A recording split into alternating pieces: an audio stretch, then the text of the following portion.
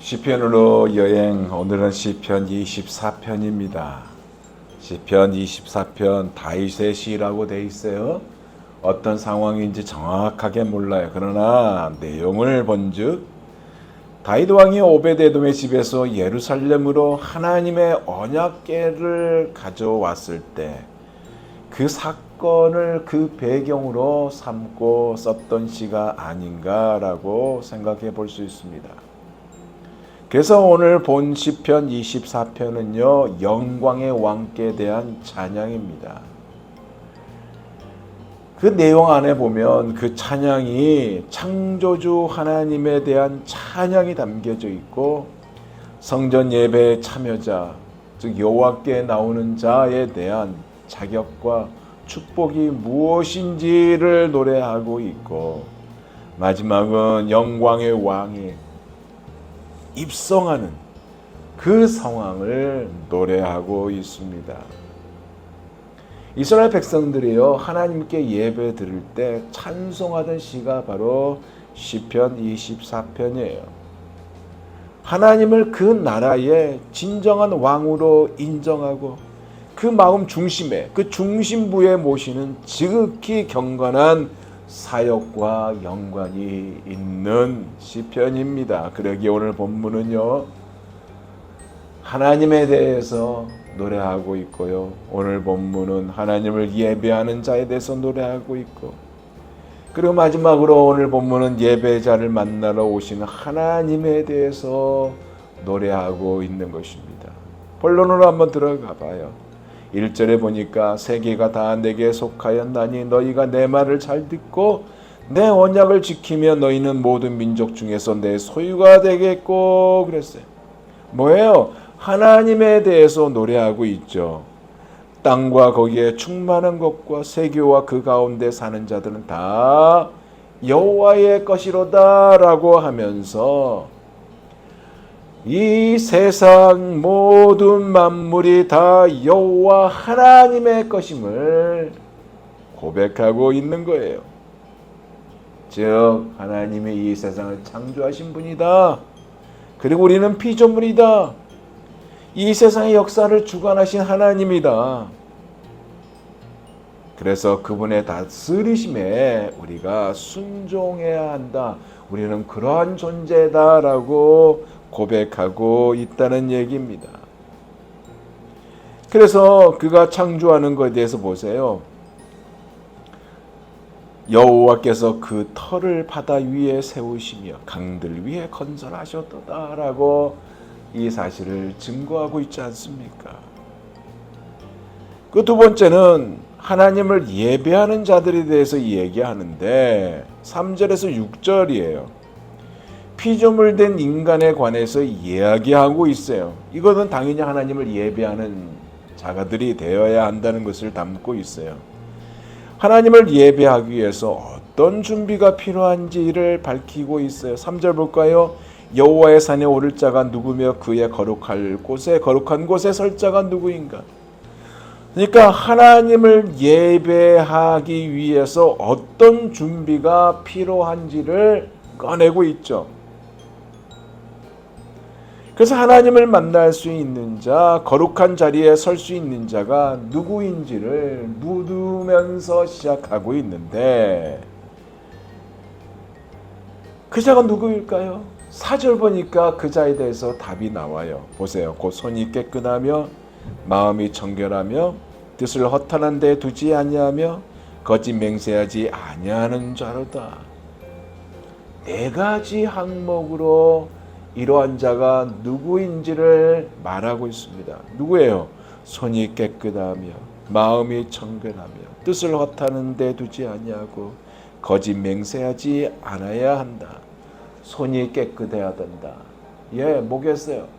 하나님 앞에 나아갈 때마다 자기의 잘못을 우리가 마치 매일 매 순간순간 손을 씻는 것처럼 그렇게 해야 된다.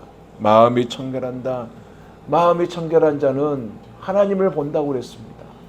주께로 향할 수 있는 마음은 청결한 자예요. 그래서 마음이 청결하며 뜻을 허탄한 데 두지 아니하고, 허탄한 데 뭐예요? 세상을 쫓아가지 아니하고 하나님께 집중하고 거짓 맹세하지 아니한다. 겉으로는 되는 것처럼 이야기했지만 실제로 그렇지 아니한다. 하나님 앞에 바로 서고자 바른 말을 한다. 이렇게 볼 수 있죠. 그런데 이렇게 이 네 가지 항목을 다 온전하게 할 수 있는 사람들이 있을까요? 저는 없다고 봅니다. 왜? 인간은 죄를 가지고 태어난 죄의 본성을 가진 존재이기 때문에 할 수가 없어요. 또한 사탄이 그렇게 공격하기 때문에 할 수 없어요. 하지만 날마다 주의 보혈을 의지한 자는 이렇게 할 수 있는 자리로 나가게 되는 겁니다. 하나님 앞에 설 수 있어요. 그러면서 5절과 6절 보니까 하나님을 만나는 이 백성에게 주어지는 축복이 무엇인지를 말하고 있네요. 보세요. 그는 여호와께 복을 받고 복을 받죠. 구원의 하나님께 의를 얻으리니 의를 얻는다. 하나님께 복을 받고 의를 얻는다. 이 복은 여러 가지가 있겠죠. 세상에 속한 복도 있을 것이고 가장 중요한 것은 하나님의 자녀가 되었다는 복입니다. 그게 의를 얻는 이 복 아닙니까? 하나님으로부터 의롭다 하심을 인정받는다. 내가 의로운 존재가 되어서 의롭다 인정을 받는 것이 아니라 하나님의 의로운 존재로 인정해 주신다. 구원은 나의 행동, 나의 가짐으로 주어진 것이 아니라 어떻게 해요? 오직 예수 그리스도 우리 주님을 나의 구주로 믿는 믿음으로부터 얻을 수 있는 거 아닙니까? 이렇게 주의 보혈을 의지할 때만이 의로운 존재가 된다. 근데 이것이 여러분 내가 된다고 된 것입니까? 그렇지 않아요. 하나님이 놀랍게도 창세전에 예정하시고 택정하심으로 이 은혜를 누리는 거 아닙니까? 오늘도 이 은혜 감사하면서 찬양하면서 보낼 수 있는 우리 모두가 되시기를 예수 그리스도 이름으로 부탁드립니다. 마지막 보니까요. 그 영광의 왕이신 하나님이 등장하고 있네요. 7절 보세요. 문들아 너희 머리를 들지어다. 영원한 문들아 들지어다. 영광의 왕이 들어가시로다. 8절 보세요. 영광의 왕이 누구시냐? 그분이 누구냐 이거예요. 그분은 바로 강하고 능한 여호와시요 전쟁에 능한 여호와시로다. 이 역사, 이 세상의 역사의 주관자이신 하나님이요 모든 전쟁에서 언제나 승리하신 분이요. 그렇기 때문에 여러분 우리가 낭망할 이유가 없습니다. 낙심할 이유가 없습니다. 그분께 나와 부르짖을 때 응답하시겠고 크고 놀라운 비밀을 보여주실 것을 믿습니다. 할렐루야.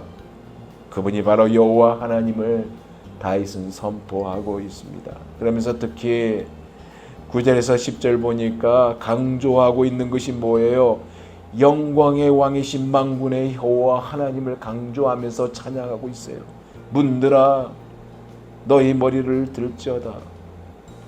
영원한 문들아 들지어다. 영광의 왕이 들어가시로다. 영광의 왕이 누구시냐? 만군의 여호와께서 곧 영광의 왕이시로다. 셀라.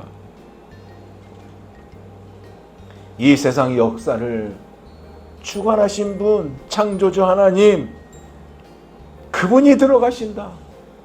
그럼 게임 끝이죠? 안 그래요? 우리는 그분의 피조물이다.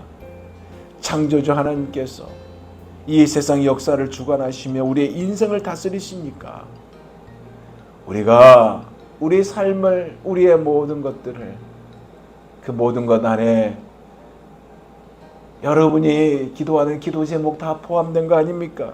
여러분의 마음을 아프게 하는 거 다 있는 거 아닙니까? 주께 맡겼을 때, 주께 들고 나왔을 때,